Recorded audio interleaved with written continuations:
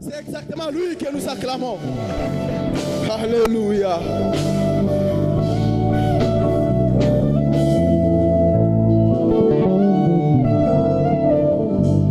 Cette tarde, nous allons ouvrir deux portions des Écritures. Nous lirons dans Actes chapitre 10 et nous lirons aussi dans Jean chapitre 3.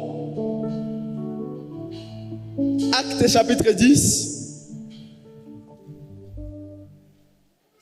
Nous lirons certains versets de Actes chapitre 10 et nous lirons aussi d'autres dans Jean chapitre 5, chapitre 3. Si une Bible vous en avez, ensemble ouvrons. D'abord Actes chapitre 10. Je commencerai du 1er au 5e. Si vous avez trouvé, ensemble lisons au nom de Jésus. Je disais que nous allons lire au nom de Jésus.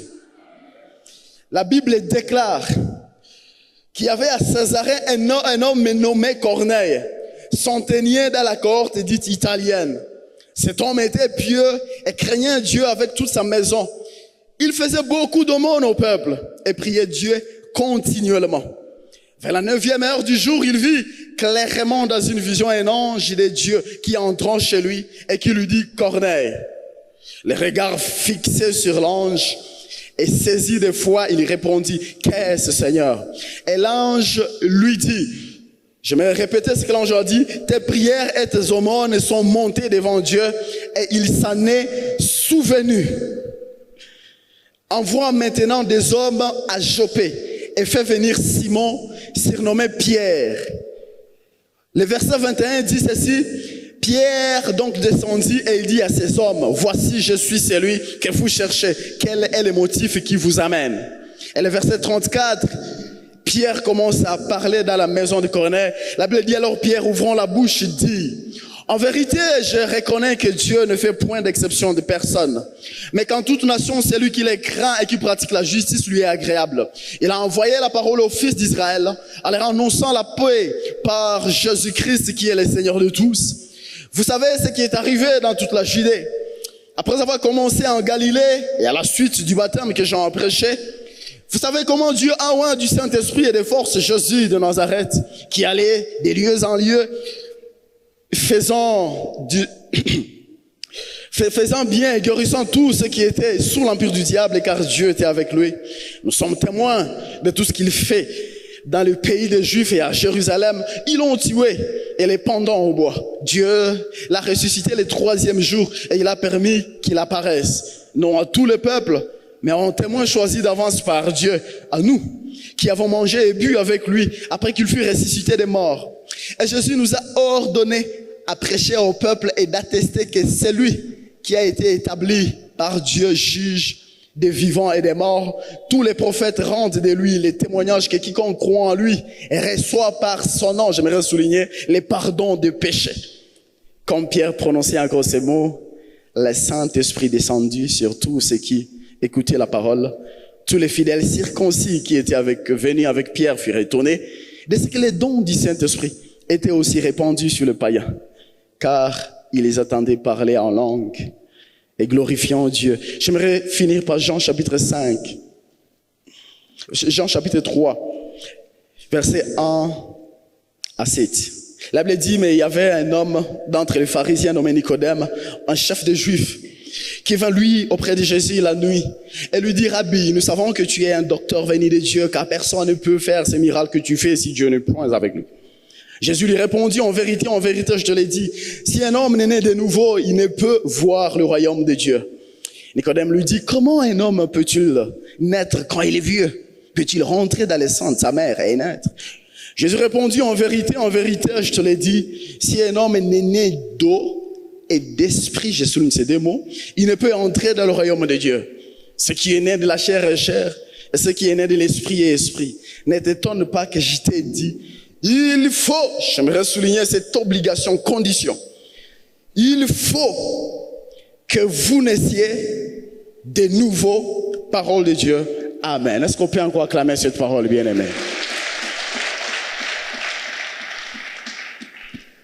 Que la paix de Jésus-Christ soit avec vous. Nous avons commencé cette année un grand thème inspiré par les anges de Dieu de cette église pour nous. Une vie significative. Au travers de ce thème, Dieu veut que vous et moi, nous ayons, non seulement dans le royaume de Dieu et dans le monde, une vie significative. Le dimanche passé, nous avons été bénis par un homme de Dieu qui naît et grandit dans cette église.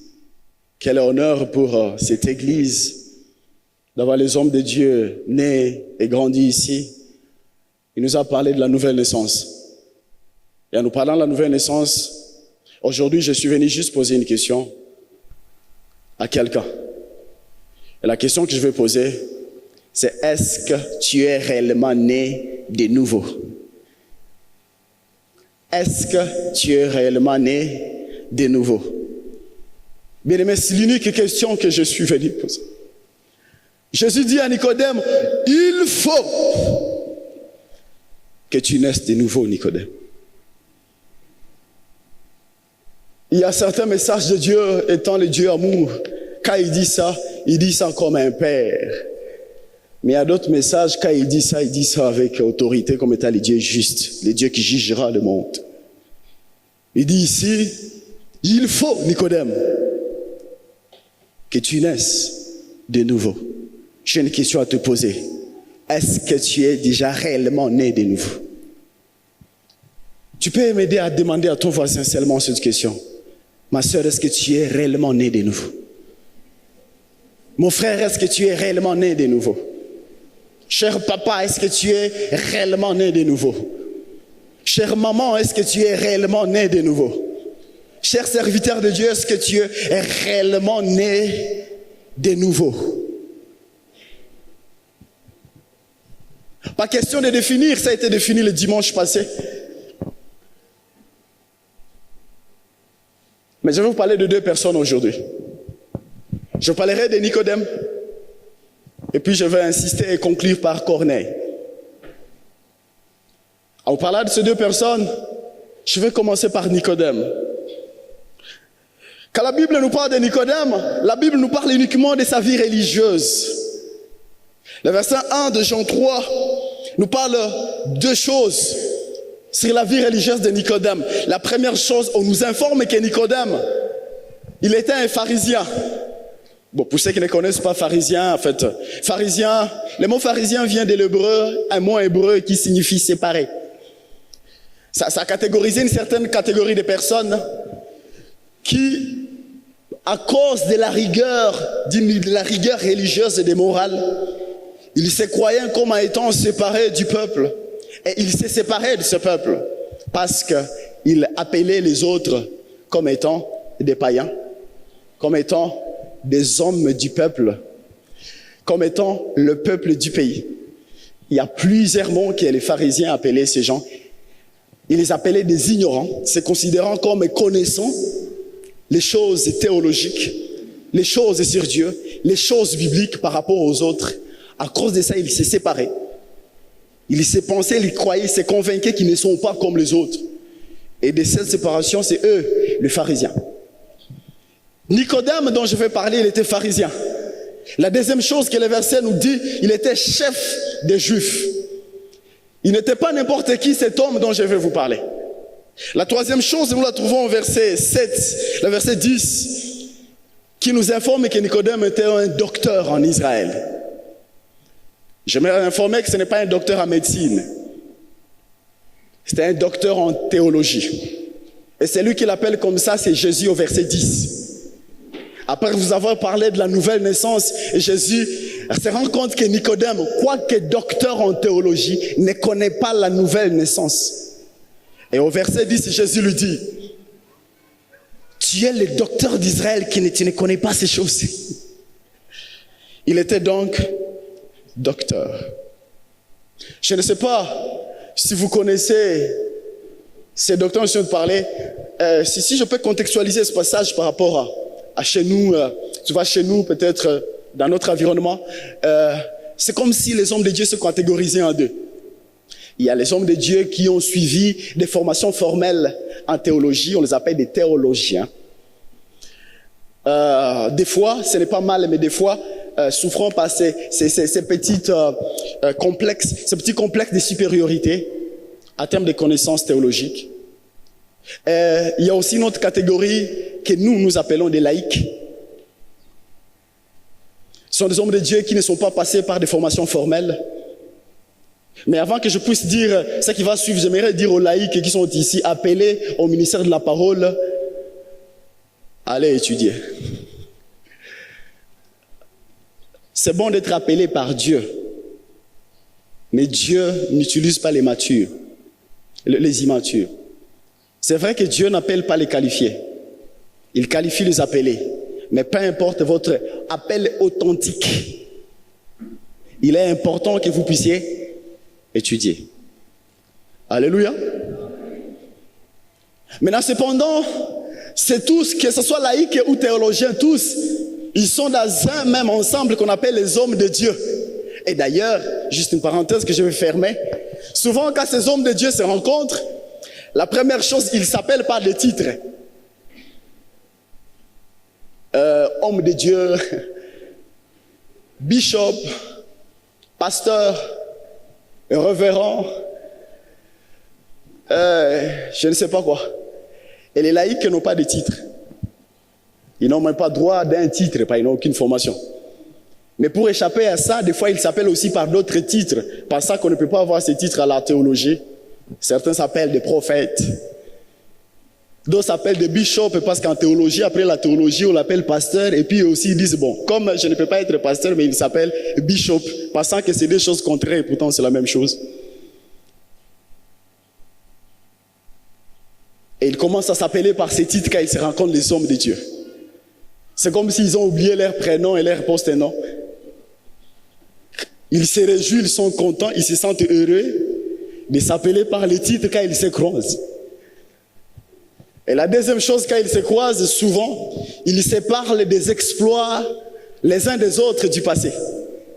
Et quand ils se croisent, ils se disent, « mon frère, dimanche passé, tu as frappé. Tu as vraiment prêché. » Et pour ceux qui ne sont pas humbles, j'aime comment ils répondent. Ils disent, il y a d'autres profondeurs que j'ai oublié de parler.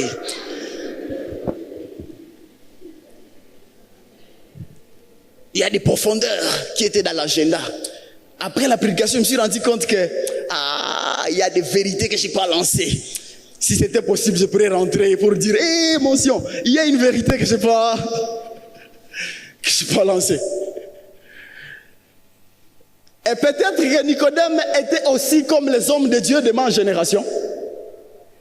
Et le jour-là, il rencontre un autre homme de Dieu, un docteur aussi comme lui, mais plus que lui, Jésus.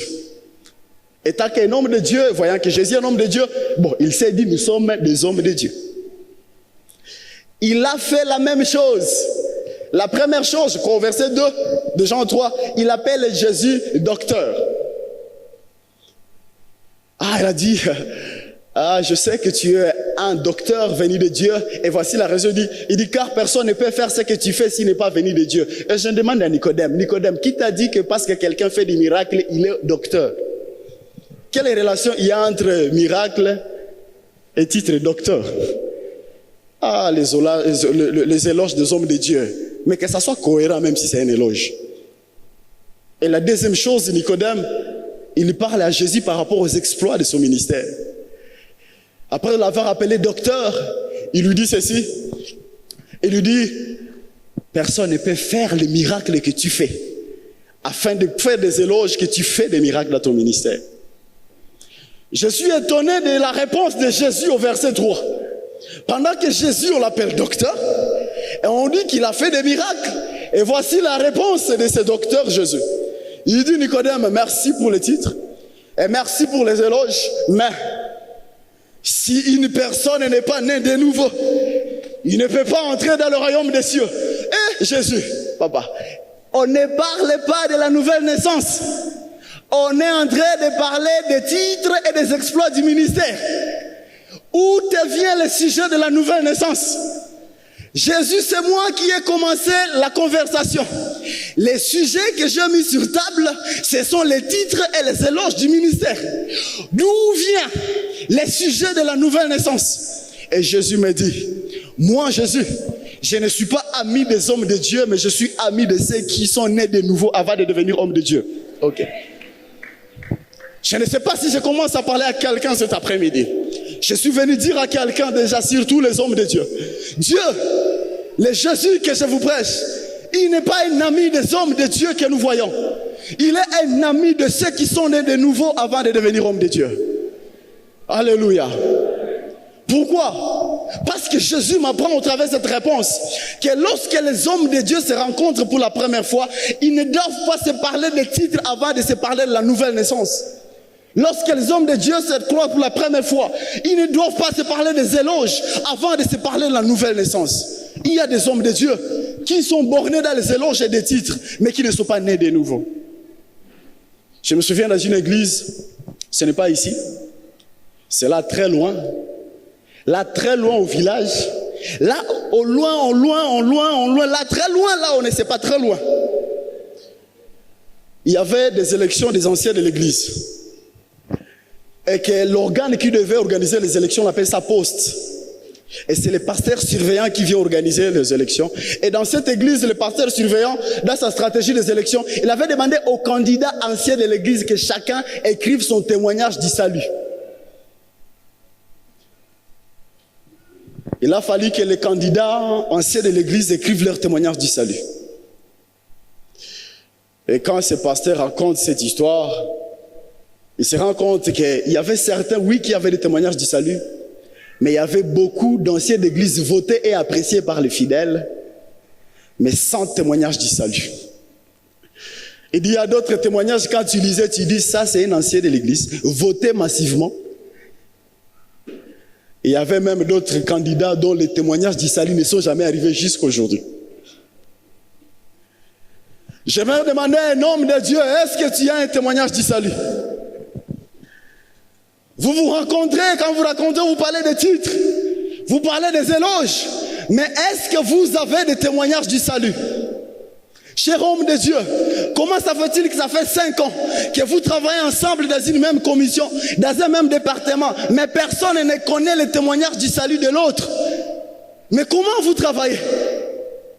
Quelles sont les premières activités que vous faites quand vous vous rencontrez? Le jour que vous avez commencé à servir Dieu, quelle était la première chose que vous avez faite? Quelle était la présentation étant qu'homme de Dieu que vous avez fait les uns les autres? Si ce n'était pas de témoigner son salut l'un envers l'autre avant d'aller prêcher ensemble Jésus. Alléluia. Cher homme de Dieu, avez-vous un témoignage du salut?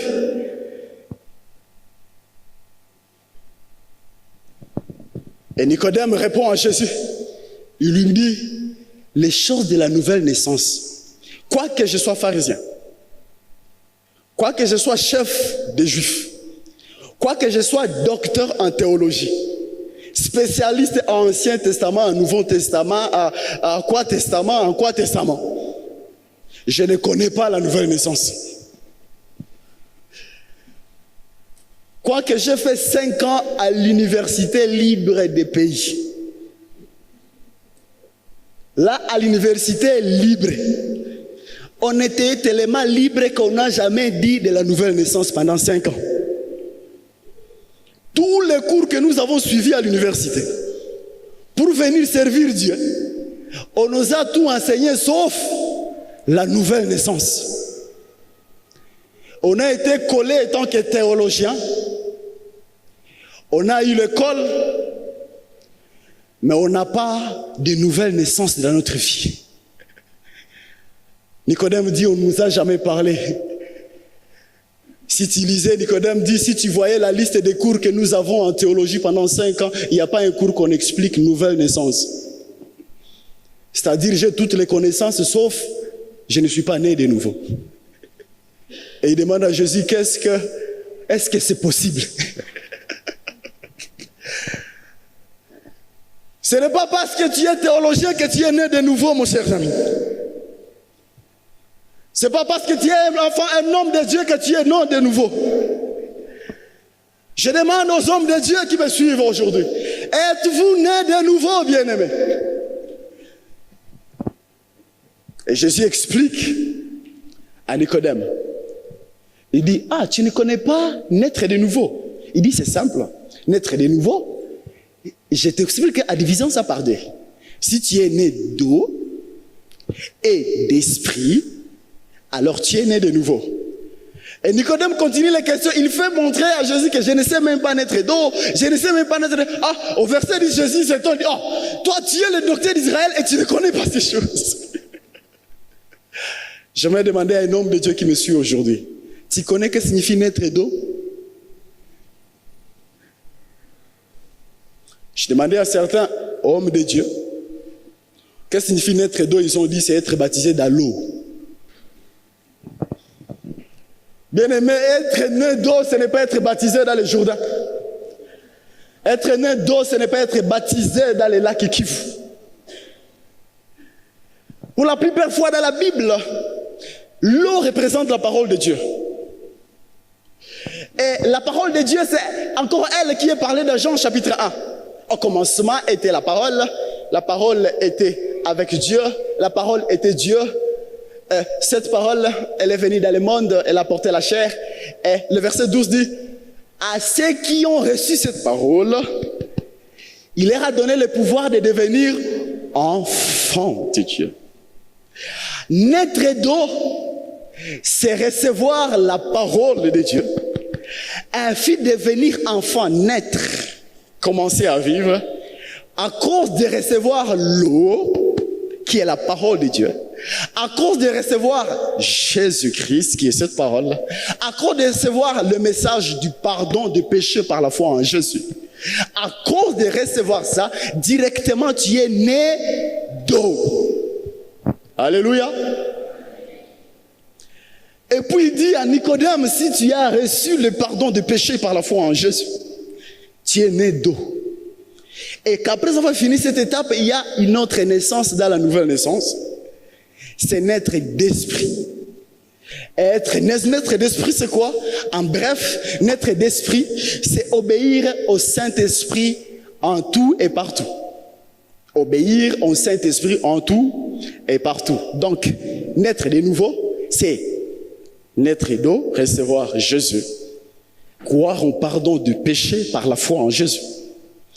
Et puis, après avoir été sauvé, obéir au Saint-Esprit en tout et partout. En bref, c'est ça naître de nouveau. Alors j'aimerais demander, est-ce que tu es né de nouveau? Homme de Dieu qui me suit, est-ce que vous êtes né de nouveau? Je peux donner, si vous voulez comprendre en détail ces deux concepts, quelques différences rapidement. La première chose, c'est que quand on est naître de nouveau, c'est croire en Jésus et recevoir le Saint-Esprit. Mais naître d'esprit, c'est obéir au Saint-Esprit que tu as reçu le jour que tu as reçu le Saint-Esprit. Obéir au Saint-Esprit, c'est naître d'esprit, mais recevoir l'Esprit, c'est naître d'eau. Quand vous naître d'eau, vous avez le pouvoir de devenir enfant de Dieu, mais naître d'esprit, vous avez la puissance du Saint-Esprit pour agir comme Dieu sur la terre. Naître d'eau, c'est devenir enfant de Dieu. Naître d'esprit, c'est devenir fils de Dieu. Naître d'eau, vous avez des prières normales et des prières normales qui, à un certain moment, deviennent comme un formalisme religieux. Mais naître d'esprit, les prières cessent d'être normales, elles deviennent spirituelles. Et dans ces prières, on ne peut pas empêcher à prophétiser. On ne peut pas empêcher à parler en langue. La Bible déclare, pour la plupart des fois, quand l'Esprit de Dieu descendait, quand les gens étaient nés d'esprit, l'un des signes qui s'observait, ils parlaient en langue. Je voulais vous dire là où, si vous servez Dieu, dans quelque part où les gens sont nés d'esprit, on n'empêche pas la prophétie. On n'empêche pas les parler en langue. Parce que la Bible dit à 1 Corinthiens 14, n'empêchez pas les parler en langue. Alléluia. Mais quand on est né d'eau sans naître né d'esprit, il est difficile de croire aux prophéties. Même si Dieu t'a donné une prophétie, il est difficile d'en prononcer. Parce que tu n'obéis pas au Saint-Esprit en tout et partout. Même si Dieu t'a donné à parler en langue, il est difficile que tu puisses en faire, car tu obéis plus à la doctrine qu'au Saint-Esprit. Tu es né de la doctrine, mais tu n'es pas encore né d'esprit. Et le jour que tu naîtras d'esprit, il y a certaines choses de la doctrine qui ne correspondent pas ou plus à la révélation du Saint-Esprit. Je voulais vous dire que la doctrine n'est pas mauvaise, elle est bonne. Mais lorsqu'elle cale le Saint-Esprit, dans ces domaines-là, elle devient mauvaise. Est-ce que je parle à quelqu'un? Alléluia. Quand je parle de naître d'eau et d'esprit, ceux qui sont nés d'eau sans être nés d'esprit, après les salis deviennent plus les intercesseurs. Et ceux qui sont nés d'eau et d'esprit, après les salis deviennent plus des adorateurs. Quand vous êtes né d'eau seulement, vous avez des paroles de foi. Et quand vous êtes né d'esprit, vous avez des actions de foi. Quand vous êtes né seulement d'eau, vous avez une nature changée par la parole. Et quand vous êtes né d'esprit, vous avez des caractères changés par la parole.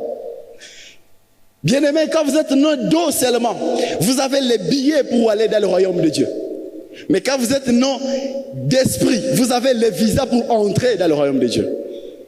Le verset 5 de Jean 3, la Bible dit, Jésus dit à Nicodème, si tu n'es pas né de nouveau, d'eau et d'esprit, tu n'entreras pas dans le royaume. Afin de dire que quelques critères pour entrer, c'est naître d'eau et d'esprit. Quand tu es non seulement d'eau, tu as la garantie du royaume de Dieu. Mais quand tu es aussi né d'esprit, tu as l'accès au royaume de Dieu. Au verset 3, Jésus dit à Nicodème, il dit, si tu es né de nouveau, tu verras le royaume de Dieu. Bien-aimé, quand tu as reçu seulement Jésus, tu as les billets pour aller. Tu as une garantie du royaume. Mais pour y entrer, pour ouvrir la porte, c'est accepter de naître aussi d'esprit. Alléluia. Ainsi, je nous parle de la deuxième personne, Corneille. Merveilleux cette histoire. Quand la Bible parle de Corneille, de Nicodème, ce grand théologien, la Bible nous a parlé que de la vie religieuse, parce que son point fort c'était uniquement sur le point religieux. Mais quand la Bible nous parle de Corneille, il nous parle de 4 choses, 4 sortes de vie sur Corneille. Très important, j'aimerais attirer votre attention sur Corneille. La première chose, quand nous lisons la Bible nous parle des choses qu'il connaît. Il nous parle sur sa vie, j'ai appelé ça vie biblique. La vie biblique, voici ce que la Bible nous dit. Il nous montre que Corneille, c'était les prémices du paganisme. À d'autres mots, on veut nous montrer que Corneille, c'était les tout premiers païens, les tout premiers non-juifs à avoir cru, avoir reçu le message et cru en Jésus. Il est le tout premier païen non-juif après pour être autorisé d'entrer dans les églises chrétiennes. Il est les prémices du paganisme. Prémices. Il est entré à premier. Les premiers dans cette église. Deuxièmement, lorsque la Bible nous parle de Corneille, il nous parle de sa vie sociale. Nous parlons de sa vie sociale, la Bible nous révèle que Corneille c'était un chef militaire romain, un centenier. Un notable dans la ville, un chef, un commandant dans l'armée, un centenier romain. Il n'était pas n'importe qui.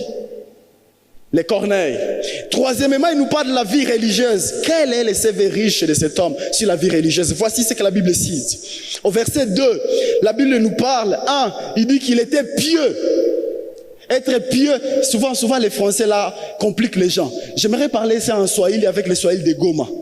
Être pieux, alikuwa mtu akupenda vitu vya Mungu. Là ça passe. Alikuwa anapenda vya Mungu. Le garçon anapenda vitu vya Mungu. Voilà, il était pieux, c'est ça pieux. Voilà. Ça ne veut pas dire qu'il avait des pieds. Non. Il aimait les choses de Dieu. Alléluia. La Bible dit deuxièmement qu'il craignait Dieu. Et troisièmement, la Bible dit qu'il donnait beaucoup d'aumônes. Beaucoup d'aumônes. C'est-à-dire, il donnait en ce qui concerne les offrandes. Corneille, il était le modèle. Il donnait toutes sortes d'offrandes. S'il s'agit des offrandes ordinaires, il donnait. Les offrandes extraordinaires, il donnait. Les offrandes de quoi? Il donnait. Offrande à Hadi, à Mwaka, il donnait. Offrande à Misingi, à Djama, il donnait. Il donnait toutes ces offrandes-là. Quatrième chose ou troisième, je ne sais pas si c'est à combien. La Bible dit qu'il était un homme de Dieu, un homme de prière continuelle. Il priait continuellement. Autre chose, la Bible dit qu'il était un leader spirituel en famille. C'était non seulement un homme de Dieu, mais dans sa famille, il avait tellement influencé sa femme et ses enfants à devenir aussi pieux comme lui. Et ce que j'aime, quand vous lisez le verset 7, la Bible nous dit qu'il était aussi un leader spirituel, pas seulement en famille, mais dans le monde du travail. Quand vous lisez le verset 7, merveilleux verset, la Bible dit, Jean chapitre, le Acte, chapitre 10, le verset 7, la Bible dit quelque chose de merveilleux. Il dit, dès que l'ange qui lui avait parlé fit partie, Corneille appela 2 de ses serviteurs et un soldat pieux d'entre ceux qui étaient attachés à sa personne. Il avait tellement influencé même les gardes-corps, même les gens du travail, à devenir aussi pieux, spirituels, comme lui. Au verset 22, quelque chose de très intéressant. La Bible nous montre qu'il c'était un païen, oui, mais bien réputé chez les Juifs. Le verset 22, voici ce que la Bible dit. Il dit, ils répondèrent, Corneille, centenier, homme juste et craignant Dieu, et de qui toute la nation des Juifs rend un bon témoignage, a été divinement averti par un saint ange. Un païen, mais bien apprécié par les Juifs. Toute sa vie religieuse, c'était une vie sans faute, sans reproche. La vie de Corneille. Et j'aime combien il était, sur le plan social, il était un notable militaire dans la ville. Et sur le plan spirituel, il était quelqu'un de trop spirituel, sur le plan religieux. J'aimerais dire à quelqu'un, on peut être un grand notable dans la ville tout en étant un grand spirituel dans la même ville. J'aimerais dire à quelqu'un, on peut être un grand politicien dans la ville tout en étant le plus grand spirituel de la ville. J'aimerais dire à une personne aujourd'hui, on peut être un grand homme dans les ONG, tout en étant le plus grand spirituel dans les ONG. On peut être un grand homme d'affaires, un grand homme d'affaires dans la ville, tout en étant un grand spirituel dans le monde des affaires. Corneille nous apprend ces choses. Il nous apprend ces choses. Mais bien aimés, pendant qu'ensemble nous suivons ces messages, personnellement, j'ai été déçu. Si maintenant il faut parler de Corneille, de la vie spirituelle, j'aimerais d'abord dire, il y a une différence entre la vie religieuse et la vie spirituelle. En ce qui concerne la vie religieuse, il est parfait, Corneille. Et ce qui concerne la vie spirituelle, nous le trouvons au verset 4. La Bible nous montre que Dieu s'est souvenu de ses prières et de ses aumônes. Mais la Bible ne s'est pas souvenue de Corneille. Étonnant. Verset 4. Cet homme, il priait. Il donnait des offrandes jusqu'à ce que le ciel ait été touché par les prières et par les aumônes, mais pas par le cœur de Corneille. Et la Bible me dit, l'ange vient. Il dit, Corneille, le ciel s'est souvenu de 2 choses dans ta vie. Des prières continuelles que tu ne cesses de faire. Et 2, des offrandes que tu as faites. Mais la Bible n'a pas dit que Dieu s'est souvenu de Corneille. Oh, je me demande Dieu, pour la première fois, quand il y a une offrande dans la Bible, la personne qui a, je pense, donné la première offrande de la Bible, c'est Abel. Caïn et Abel, en Genèse 4. Et déjà là, la Bible nous montre au verset 4 que Dieu agréa Abel et son offrande. Et au verset 5, la Bible nous dit, dans Genèse 4, verset 5, que Dieu n'agréa pas Caïn et son offrande. Au travers de cette première expérience d'offrande, nous apprenons le tout premier principe des offrandes, c'est que Dieu agrée d'abord l'offreur avant d'agréer l'offrande. Avant que Dieu puisse agréer l'offrande, il agrée d'abord l'offreur.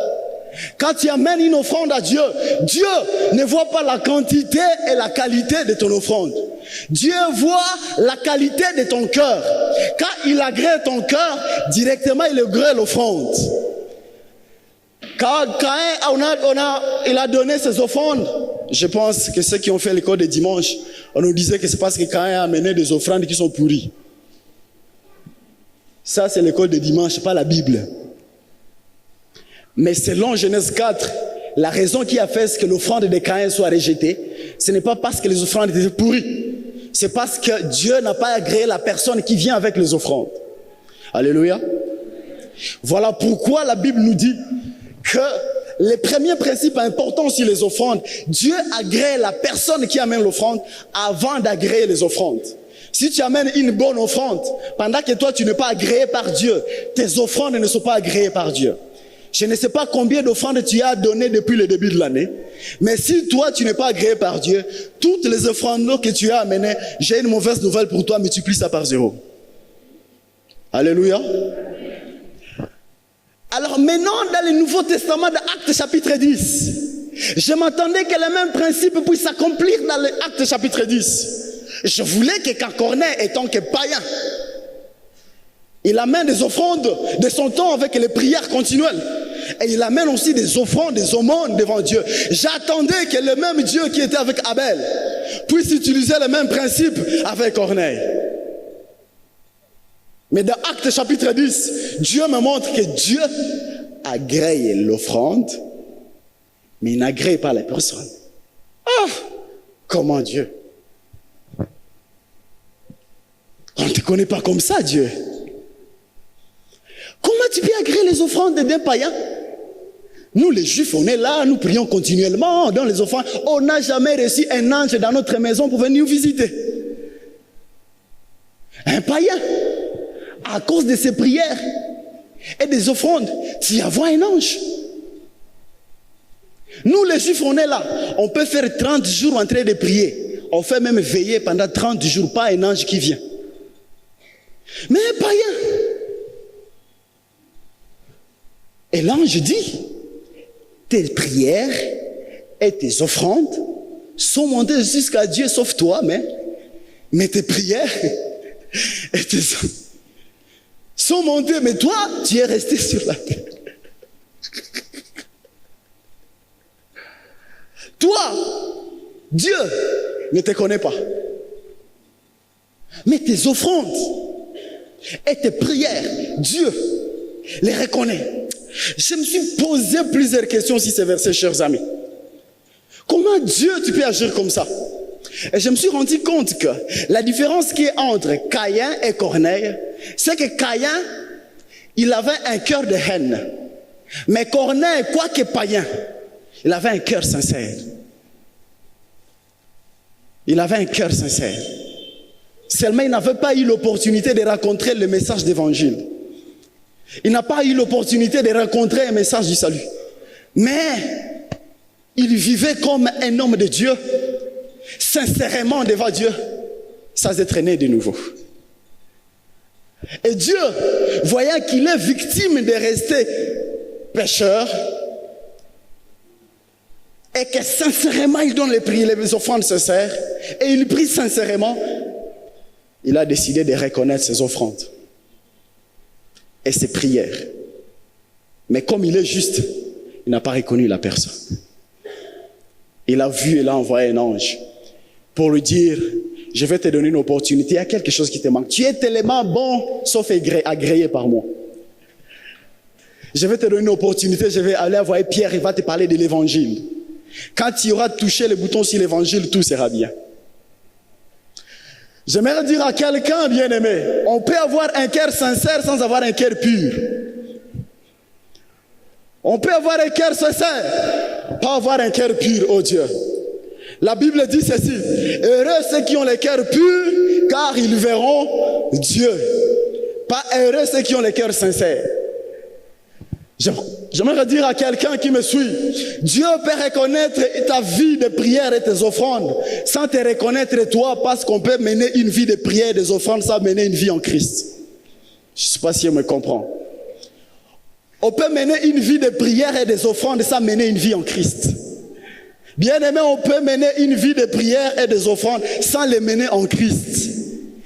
Alors comme tu as été tellement sincère dans tes pratiques religieuses, Dieu peut reconnaître tes prières, tes offrandes, mais sans te reconnaître toi. Il est important que tu puisses rencontrer Pierre qui te parle de l'évangile et que tu crois à l'évangile maintenant pour que tu sois né de nouveau. Et aujourd'hui, Dieu m'a envoyé comme Pierre pour quelqu'un. Dieu m'a envoyé devant quelqu'un comme Corneille. Il y a même certaines choses que Dieu m'a dites à travers la personne. Pendant que je priais pour ce message, Dieu m'a montré une personne. Cette personne, c'était une personne qui dans leur famille, personne n'a jamais donné la vie à Jésus.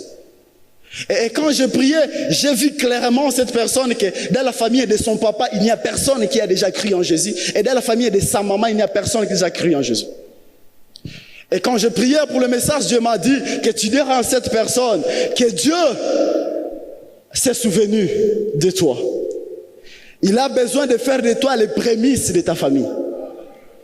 Il a besoin qu'au travers de toi, Jésus puisse entrer dans ta famille. Je ne sais pas si je parle à quelqu'un, mais Dieu m'a clairement parlé à la personne ainsi. Et j'ai une bonne nouvelle pour toi, bien-aimé. Qu'aujourd'hui, Dieu a besoin que tu naisses de nouveau. Car tu es choisi d'être premier chrétien de ta famille et de ta belle famille. Est-ce que je parle à quelqu'un? Alléluia. Corneille, un grand religieux, mais non spirituel. J'aimerais vous décevoir par une vérité. Et la déception que je vais vous faire, c'est qu'on peut être parfait tout en étant pécheur.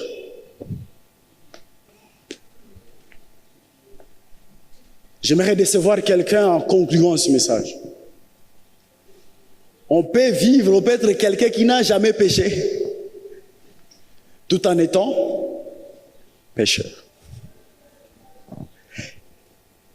Il existe 3 sortes de pécheurs. La première sorte de pécheurs, ce sont des pécheurs officiels, connus officiellement. Des pécheurs qui se connaissent pécheurs et ils savent que tout le public connaissent qu'ils sont pécheurs. Exemple, Nabal. Les commentateurs de la Bible disent que Nabal aurait un autre nom, le nom aurait un joli nom, je ne sais pas quel nom peut-être. Mais c'est à cause de ses actions dans la société qu'on lui a collé le nom de Nabal, qui signifie fou. Les actions étaient tellement folles qu'on lui a collé le nom d'un fou. Ça catégorise une certaine catégorie de personnes qui sont tellement pécheurs, ils sont conscients, ils savent que toute l'église sait que je suis pécheur, et ils sont comme ça. Ils savent que toute la famille sait que je suis pécheur, toute l'église sait que je suis pécheur, ils savent que ils sont conscients qu'ils sont pécheurs officiels. Ce genre de personnes, ils n'ont pas la paix du cœur, et deuxièmement, ils sont conscients de l'enfer à tout moment si Jésus est arrivé. La deuxième catégorie de pécheurs sont des pécheurs hypocrites. Les pécheurs hypocrites, eux, ont 3 caractéristiques. La première caractéristique, ils sont très bien réputés par la société. Mais la deuxième caractéristique, c'est qu'ils n'ont pas la paix du cœur. Et troisième caractéristique, c'est qu'ils sont conscients de l'enfer malgré leur bonne réputation. Ils sont conscients que si Jésus venait, ils iront en enfer avec une très bonne réputation. Mais la société sait qu'ils sont des parfaits. Un pasteur nous a raconté cette histoire en disant que quand il était dans la Genèse, dans leur église, on proclamait chaque année les garçons modèles de l'année. Et il sortait les garçons modèles de chaque année. Et pendant qu'il nous disait son témoignage, il disait aussi longtemps, quand on me proclamait les garçons les plus modèles de l'année, de l'église, dans mon cœur, je me disais que je suis les garçons qui me masturbent beaucoup dans l'église. Les plus grands modèles et les plus grands masturbateurs. Reconnu parfait. Mais lui, il sait qu'il n'est pas enfant de Dieu. Et la troisième catégorie des pécheurs, ce sont des pécheurs inconscients. Ce sont des pécheurs, ils ne savent pas qu'ils sont pécheurs, mais ils sont pécheurs. Ces pécheurs-là, ils seront déçus d'être en enfer, ils seront déçus de Dieu. Parce qu'ils ont une conviction personnelle qu'ils sont enfants de Dieu, mais ils n'ont pas de conviction spirituelle qu'ils sont enfants de Dieu. La Bible dit que le Saint-Esprit témoigne avec notre esprit que nous sommes enfants de Dieu. Mais la Bible ne dit pas que notre conscience, notre intelligence témoigne avec notre esprit que nous sommes enfants de Dieu. Il y a des personnes qui sont tellement convaincues par leur intelligence qu'ils sont enfants de Dieu. Et des autres qui sont témoignés par l'Esprit de Dieu qui sont enfants de Dieu. Les pécheurs inconscients sont tellement conscients qu'ils sont enfants de Dieu par leur conviction personnelle. Mais les enfants de Dieu sont conscients par le Saint-Esprit qu'ils sont enfants de Dieu. Et l'exemple des pécheurs inconscients, nous avons Corneille. L'exemple des pécheurs inconscients, nous avons le jeune homme riche. Je peux finir par cet homme. Étant convaincu personnellement qu'il est vraiment parfait, il vient devant Dieu. Jésus lui dit, bon, qu'est-ce que je peux encore faire pour avoir la vie éternelle? Et Jésus lui dit, non, tu dois faire ce que vous enseignez à l'église, non? Tu ne commettras pas d'adultère, tu ne prendras pas d'alcool, tu feras tout ça. Et puis je lui dis, moi, Jésus, tout ça j'ai fait depuis la jeunesse. Comme tu me vois ici, je suis un garçon ou une fille vierge. Comme tu me vois ici, je n'ai jamais touché une bouteille d'alcool. Comme tu me vois ici, je n'ai jamais dit des mensonges. Comme tu me vois ici, je n'ai jamais fait tout ce qu'on dit. La Bible dit que Jésus l'aima. J'aimerais dire à quelqu'un, Jésus peut t'aimer sans t'apprécier. Parce que la Bible dit en Jean 3,16, car Dieu a tant aimé le monde. Ce n'est pas parce que Jésus t'aime qu'il t'apprécie. Parce que Jésus aime tous les pécheurs. Si Jésus t'aime, ce n'est pas quelque chose de succès. Jésus l'aima parce qu'il était tellement convaincu de lui-même. Et il lui a juste démontré que c'est moi Jésus qui ai donné les 10 commandements. Je vais te démontrer que tu n'as même jamais respecté même les tout premiers commandements. Vous savez ce que le tout premier commandement dit? Ça dit quoi? N'ayez pas un autre Dieu. Le premier commandement dit, n'ayez pas un autre Dieu. On a fait l'école de dimanche ici? Non, ici on n'a pas fait. Le premier commandement, n'ayez pas un autre Dieu que moi. Alors, qu'est-ce que la Bible dit? Jésus lui dit, ok, comme tu respectes tous les commandements de la Bible, va donner tes richesses aux pauvres et suis-moi. Et le jour-là, le jeune le plus parfait de l'histoire a fait le tout premier péché de sa vie. Il tomba en colère. Jésus lui montre que le tout premier commandement dit, n'ayez pas un autre Dieu. Mais toi, tes richesses ont pris la place de Dieu. Donc, quoi que tu réussis tous les autres commandements, mais le tout premier commandement te fait par terre, c'est que tu n'es pas parfait, c'est que tu le penses. J'aimerais dire à un jeune homme riche ici, tu n'es pas parfait ce que tu penses. Tu es un pécheur inconscient. Alléluia. Et si Corneille était un pécheur inconscient, très parfait sur le plan religieux, jusqu'à ce que même le ciel, il est convaincu de ses actes, mais pas de son cœur. Et Pierre a commencé à parler de Jésus. À partir du verset 43, de verset 34 à 43, il lui parle des connaissances sur Jésus, mais l'atmosphère n'a pas changé dans la maison de Corneille. Mais au verset 43, partie B, la Bible dit Pierre a prononcé une chose. Il a dit que tous les prophètes rendent témoignage de lui, que si vous croyez en son nom, vous aurez le pardon des péchés. Et le verset 44 dit, il dit, tant que Pierre prononçait ces mots ici, l'atmosphère a changé dans la maison. Les pardons des péchés. Corneille Dieu, mais Corneille n'a pas de péché. Quel péché tu vas pardonner? Oui, c'est un péché inconscient. Tant que les péchés non commis ne sont pas encore pardonnés, on n'est pas agréé par Dieu. Alléluia. Et la Bible dit le jour-là, quand Pierre, il est né de nouveau, quand Corneille, il a crié au pardon des péchés, sans jamais pécher, c'est le jour-là qu'il a été né d'eau. Et comme le cœur était sincère avant le salut, directement il a été né aussi d'esprit. Il a été né les deux naissances le même jour. D'eau et d'esprit le même jour. Alléluia. En fait, la différence, c'est que quand tu es né d'eau, il y a un temps, il faut marcher avec l'Esprit de Dieu afin que tu sois né d'esprit. Mais si avant le salut, tu avais tellement un cœur déjà travaillé, tellement sincère, et que tu rencontres la parole de Dieu, tu n'as pas le temps pour attendre la naissance d'esprit. Directement, le même jour, tu nais d'esprit. Alléluia. Alors, j'aimerais poser à quelqu'un une question. Est-ce que tu es né de nouveau? Bien-aimé, j'ai fini en te posant cette question. Est-ce que tu es réellement né de nouveau? C'est vrai que tu es homme de Dieu. C'est vrai que tu es pasteur. C'est vrai que tu chantes bien. Tu danses bien à l'église. C'est vrai que tu as appris de la Sainte Seine. Mais est-ce que tu es né de nouveau? Est-ce que tu es né de nouveau? Est-ce qu'on peut incliner nos têtes et répondre à cette question? Je ne sais pas quelle est la réponse à ta question par rapport à ça. Je ne sais pas qu'est-ce qu'est la réponse à ta question. Est-ce que tu es né de nouveau, bien-aimé? Il est temps que tu répondes à cette question, bien-aimé. Quel pécheur tu es? Officiel, hypocrite ou inconscient? Mais il est important que tu aies les certitudes. J'aimerais dire à quelqu'un pendant que tu réfléchis que personne n'ira au ciel par hasard. Personne n'ira au ciel par accident. Est-ce que tu es né de nouveau? Est-ce que tu peux fermer tes yeux